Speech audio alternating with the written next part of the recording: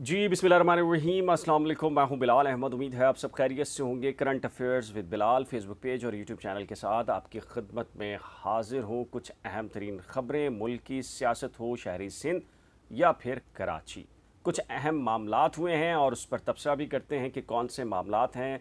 पाकिस्तान तहरीक इंसाफ के सरबराह इमरान खान ने अमरीकी टीवी को एक इंटरव्यू दिया है और उस इंटरव्यू में उन्होंने कत्ल के बारे में कुछ बातें की हैं कि वो जेल जा सकते हैं, कत्ल किए जा सकते हैं, तो फिर पाकिस्तान तहरीक इंसाफ का क्या बनेगा। इसके साथ ही राजा आदिल जो साबिक फ़ौजी ऑफिसर हैं, उनके ख़िलाफ़ अब तक कोई कार्रवाई नहीं हुई। उनकी कुछ वीडियोज़ हैं जो कि MQM लंदन सोशल मीडिया पर वायरल कर रही है। और क्यों वायरल कर रही है? क्योंकि उन वीडियोज़ का ताल्लुक़ है सैयद मुस्तफ़ा कमाल से, PSP से, MQM से, MQM की तकसीम से, PSP की तश्कील से और MQM के दोबारा मर्जर से। इसी मामले को लेकर MQM और PTI में कराची में ठन गई है और शदीद और सख्त तरीन अल्फाज का चुनाव किया जा रहा है। ख़ासकर सैयद मुस्तफ़ा कमाल को टारगेट कर रही है PTI। और क्यों कर रही है, ये भी कुछ रीज़न्स हैं, इसके पीछे हक़ाइक़ क्या हैं, आपके सामने तफसीलात रखूँगा। इसके साथ ही MQM लंदन ने शहरी सिंध में और बिलखुसूस कराची में कुछ रमज़ान मुबारक की एक्टिविटीज़ को तरतीब दिया है। वो एक्टिविटीज़ क्या हैं, इस पर भी बात करेंगे। इसके साथ ही पाकिस्तान में तो ये मुमकिन नहीं होता कि हद तक इज़्ज़त में कोई सियासतदान नाअहल हो जाए, लेकिन इंडिया में ऐसा हो गया है। मोदी के मद्दे मुकाबिल और इंडिया में मुस्तकबिल में समझे जाने वाले प्राइम मिनिस्टर, जी हाँ, राहुल गांधी, उनको नाअहल करार दे दिया है। पहले अदालत ने सज़ा दी, फिर उसके बाद पार्लियामेंट ने उनको नाअहल करार दिया है। पाकिस्तान में ऐसा क्यों नहीं होता कि किसी पर इल्ज़ाम लगाएं और इस किस्म का फ़ैसला आ जाए? क्या ये दबाव के नतीजे का फ़ैसला है? इस पर बात करेंगे। सबसे पहले पाकिस्तान तहरीक इंसाफ के जो सरबराह इमरान खान हैं, उन्होंने अमरीकी टीवी को एक इंटरव्यू दिया है और उन्होंने उन ख़दशात का इजहार किया है कि उनको किस तरीके से ताकतवर तरीन जो हल्के हैं वो माइनस करने की कोशिश कर रहे हैं भरपूर। उन्हें मुल्क से बाहर भेजने का कहा जा रहा है। उन्हें ये भी कहा जा रहा है कि आपका पाकिस्तान की सियासत में अब कोई किरदार नहीं है, लिहाजा बेहतर होगा कि आप उनकी बात को मान लें और मुल्क से चले जाएं। इसके साथ ही उन्होंने ये कहा है कि एक दूसरा उन्होंने एक जो ऑप्शन तैयार किया है, फार्मूला तैयार किया है कि वो मुल्क से बाहर ना जाएं तो उनको जेल में डाल दिया जाए या उनको नाअहल करार दे दिया जाए। तो इमरान खान ने कहा है, दावा किया है कि अगर वो जेल भी जाते हैं या उनके साथ कुछ भी किया जाता है, अगर वो कत्ल भी कर दिए जाते हैं, तो पार्टी उन्हीं की जीतेगी। जो पब्लिक का रिएक्शन आएगा उन्हें जेल भेजने का या उनको मार देने का, तो उसके बाद पाकिस्तान तहरीक इंसाफ ही जीतेगी या कामयाब होगी।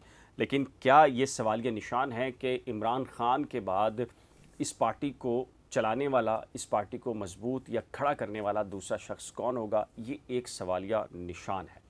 इस बारे में आप क्या कहते हैं कि अगर ऐसा हो गया कि इमरान खान जेल में चले गए या खुदा न खास्ता उनकी ज़िंदगी कुछ हुआ, तो कौन ऐसा शख्स होगा जो कि पार्टी को चला सकता होगा और फिर जीत कर कामयाबी हासिल कर कर PTI को हकूमत बनाने के काबिल तसव्वुर होगा? ऐसा कोई शख्स बज़ाहिर नज़र नहीं आता, लेकिन इमरान खान कह रहे हैं कि अगर ऐसा हो गया तो यकीनी तौर पर उनकी ही पार्टी बरसरे इक़्तिदार आएगी। अच्छा जी, राहुल गांधी पर बात करते हैं। क्यों ये मैंने टॉपिक लिया है, उसकी बुनियादी वजह यह है कि पाकिस्तान में एक दूसरे पर बहुत इल्ज़ामात लगाते हैं। आम लोग हों, पॉलिटिकल वर्कर्स हों, कायदीन हों, लेकिन उनके ख़िलाफ़ कभी हद तक इज़्ज़त के केसेस में कभी भी फ़ैसले नहीं आते। इंडिया में आ गया है और ये ऐसा नहीं है कि 1998 में, 1995 में, 1980 में किसी ने केस दाखिल किया हो और अब फैसला आया हो। 2019 में राहुल गांधी ने जो मोदी का जो लफ्ज़ नाम है, यानी कि सरनेम है, वो ये कहा था कि जिनके नाम के साथ मोदी होता है वो बुनियादी तौर के ऊपर करप्ट होते हैं और उनके अच्छे किरदार नहीं होते।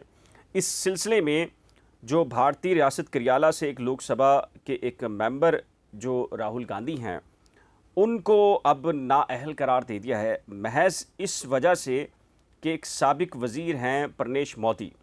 ये इन्होंने मोदी सरनेम पर जो इल्ज़ाम लगाया राहुल गांधी ने, उसको ये लेकर चले गए गुजरात की अदालत में और गुजरात की अदालत में मामला चला और अदालत ने राहुल गांधी को इस केस में मुजरिम करार दे दिया है। यानी कि ये कहा है कि आप इस तरह का लफ्ज़ इस्तेमाल नहीं कर सकते। जिसके बाद भारतीय पार्लियामेंट ने ऑपोजिशन लीडर राहुल गांधी को बाकायदा नाअहल करार दे दिया है। ये तसव्वुर किया जा रहा है राहुल गांधी की जो लोकसभा है उसकी तरफ से कि ये भी एक सियासी विक्टिमाइजेशन है और इस फैसले के पीछे भी बेसिकली मोदी की हुकूमत है और मोदी जो एजेंडा है उसकी वजह से उनको नाअहल करार दे दिया गया है पार्लियामेंट के अंदर। लेकिन अगर देखा जाए तो पाकिस्तान में हत्तक इज़्ज़त के केसेस के अंदर कभी हमने आज तक नहीं देखा कि इस तरह का कोई फ़ैसला आ सकता हो। चले जी, बात करते हैं पीएसपी की, एमक्यूएम की तश्कील की, फिर दोबारा से एमक्यूएम के मर्जर की। राजा आदिल जो गुफ्तगू कर रहे हैं, जो लबो लहजा अख्तियार कर रहे हैं, जिस किस्म के इल्ज़ामात आयद कर रहे हैं, अब तक उनके ख़िलाफ़ बाकायदा किसी किस्म की कार्रवाई नहीं हुई। ख़ासकर जो एमक्यूएम लंदन है वो वायरल कर रही है उनके क्लिप्स। अब तक एमक्यूएम पाकिस्तान ने ना इसकी वजाहत की है, ना तरदीद की है, ना ही इसके मामले पर अब तक किसी और इदारे की जानिब से बाकायदा कोई तरदीद आई है। पाकिस्तान से मफरूर हैं राजा आदिल। उन्होंने ये कहा है कि जी पीएसपी की तश्कील और फिर उसके मर्जर और एमक्यूएम के मर्जर और फिर उसके बाद जो सारे मामलात हैं वो एक ख़ास इदारे ने उसको डील किया है। एक अहम मामला ये है। दूसरी तरफ एमक्यूएम लंदन है जो अपनी सरगर्मियाँ कराची में कर रही है। एक अहम केस है सिंध हाई कोर्ट का, बड़ा ही इंपॉर्टेंट है, इसको ज़रा गौर से सुनिएगा। ये आपका और हमारा सबका, बल्कि हमारी फैमिलीज़ के तहफ़्फ़ुज़ के लिए बड़ा इंपॉर्टेंट है। आम तौर पे कराची में आप किसी भी शाहराह पर, सड़क पर जाएं तो काले शीशे की एक वीगो चल रही होती है, गाड़ी चल रही होती है या कोई भी किसी भी किस्म का व्हीकल होता है और दो गार्ड हों, पुलिस वाले हों, सिक्योरिटी गार्ड्स हों या पुलिस की मोबाइल हो, मोटरसाइकिल पर चलने वाला एक आम शहरी हो या गाड़ी में चलने वाला हो या पैदल चलने वाला, उनको थुतकार कर साइड पर करते हैं और कहते हैं कि इस गाड़ी के करीब ना आओ, इसके अंदर साहब बैठे हैं। और ये बिला तफरीक ये हो रहा है पूरे कराची वालों के साथ, शहरियों के साथ, किसी भी कम्युनिटी से ताल्लुक़ रखने वाले हों। ये कल्चर इतना ख़राब हो चुका है, उसकी वजह से तज़हीक आमेज़ किस्म का सलूक किया जाता है। और तो और जिस सिक्योरिटी गार्ड को 15,000 रुपये तनख्वाह देकर उस गाड़ी में बैठाया जाता है असले के साथ, वो भी एक शरीफ पढ़े लिखे इंसान को थुतकार रहा होता है। और क्योंकि ज़ाहिर प्रोटोकॉल है और एक आम आदमी के पास चूँकि गन नहीं है या अख्तियारात नहीं है या उसका तहफ़्फ़ुज़ करने वाली रियासत नहीं है, तो उसकी वजह से वो बेचारा अपनी गाड़ी को साइड पर करता है, मोटरसाइकिल को साइड पर करता है या पैदल जा रहा होता है तो रुक जाता है कि जी साहिबान की माफियाज़ की गाड़ियाँ जा रही हैं, बड़े बड़े करप्ट अनासर की गाड़ी जा रही हैं और इस मुल्क से खिलवाड़ करने वाले जो इदारे हैं, लोग हैं, उनकी गाड़ियाँ जा रही हैं, तो उस वजह से कोई कुछ नहीं करता। इकबाल कलोड़ो साहब हैं, जस्टिस सिंध हाई कोर्ट के हैं जज। उन्होंने हलीम आदिल शेख की सिक्योरिटी से मुतल्लिक इस केस में बाकायदा ये कहा कि लगता ये है कि ये सिक्योरिटी स्टेट है, फलाही रियासत नहीं। क्या आम शहरियों को आपने चूटी समझा हुआ है? उनकी कोई भी इज्जत नहीं है। एसएसपी सिक्योरिटी पेश हुए थे, अदालत ने बरहमी का इज़हार किया और कहा कि इस नौइयत का ये जो मामला वडेरों का है, वडेरे सारे अपनी सिक्योरिटीज़ रखते हैं। कराची शहर के अंदर बात कर लें तो कराची शहर के अंदर भी सड़कों पर निकल जाएं तो पुलिस अफसरान भी होते हैं, तो उनकी भी मोबाइल्स होती हैं, उनके साथ कमांडोज़ होते हैं और शहरियों को वो कहते हैं हटो हटो और पीछे हटो, ओए करके पुकारते हैं। सायरन बजा रहे होते हैं बिला वजह या हेडलाइट खोली हुई होती हैं बग़ैर किसी वजह के। और अगर उनको जल्दी ना भी हो तब भी वो आम शहरियों के साथ ये वाला सलूक करते हैं। ये ऐसा मामला है जिसके ऊपर सिंध हाई कोर्ट ने, हम शुक्रगुजार हैं अदालत के, कम से कम इस तरह के मामलात हैं, कम से कम अदालत की ऑब्जर्वेशन आने से कुछ नहीं होगा, थोड़ा बहुत या चंद रोज़ के लिए ये एक्टिविटी ख़त्म होगी। अदालत ने अब ये कहा है आईजी सिंध को कि इस कल्चर को ख़त्म करें आप।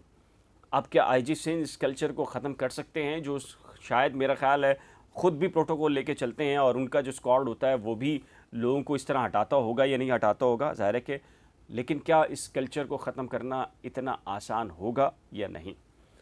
पाक सरजमीन पार्टी ख़त्म हो गई है, एमक्यूएम बन चुकी है।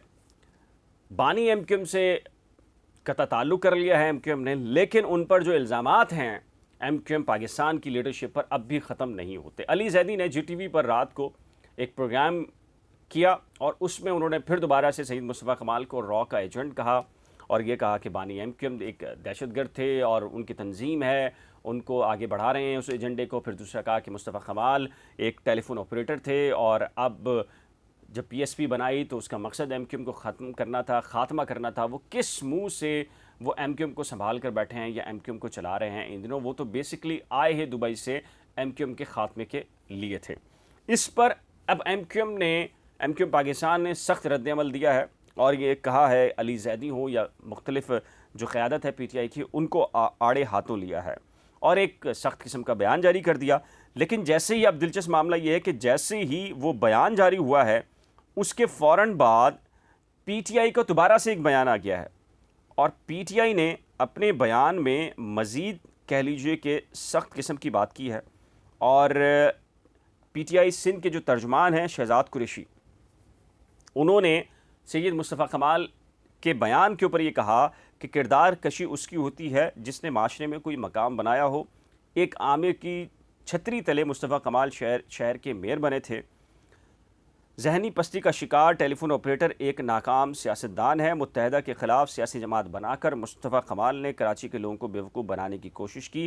तांगा पार्टी की नाकामी के बाद दोबारा मुत्तहदा के टुकड़ों पर पलने वाले हमें सियासत ना सिखाएं, या ये बात कह रहे हैं शहजाद कुरैशी। मत भूलें कि मुस्तफ़ा कमाल आम इंतखाबात में बुरी तरह नाकाम हुए, शिकस्त खाई थी। अली जैदी मुल्क की सबसे बड़ी जमात के मरकज़ी रहनुमा और वफाकी वज़ीर रह चुके हैं। अली वज़ीर ने अपनी वज़ारत के दौर में KPT और पोर्ट कासिम को मुनाफा बख्श इदारा बनाया।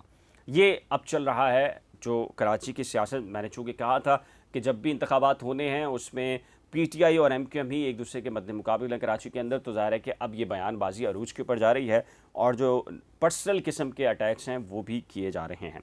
चलें, एक और ख़बर है, वो है MQM लंदन से मुतल्लिक़। MQM लंदन ने सोशल मीडिया पर चल रहा है कि जी जो असीरान हैं, लापता अफराद हैं, उनके जो अहले खाना हैं, वर्सा हैं, उनकी फैमिलीज़ को राशन तकसीम करने और कह लीजिए कि कैश फ़राहम करने का सिलसिला शुरू किया है। ये कुछ ख़बरें थीं और इस हवाले से आपकी राय क्या है? अपनी कीमती राय का इज़हार नीचे दिए गए कमेंट सेक्शन में ज़रूर तहरीर कीजिएगा। अगर आपने फेसबुक पेज को लाइक या फॉलो नहीं किया तो फॉलो कर लीजिएगा। अगर आपने यूट्यूब चैनल को सब्सक्राइब नहीं किया तो सब्सक्राइब करने की गुजारिश है आपसे।